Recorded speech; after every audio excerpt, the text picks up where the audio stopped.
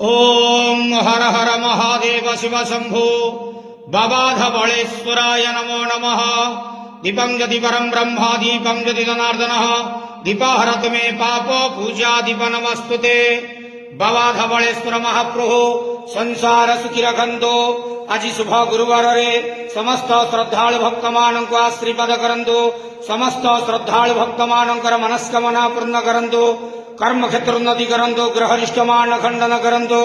जगतर मंगल करंतु। विश्वर कल्याण करंतु। आपणकर नाम प्रकाश करंतु।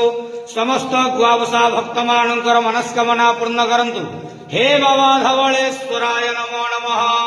संसार सुखी रखंतु आनंद जवार हरि बोलो। आज शुभ गुरुवार रे समस्त श्रद्धाळु भक्त मानक आशीर्वाद करंतु आनंद जवार हरि बोलो। बाबा धवळेश्वराय नमो नमः। ओम नमः शिवाय।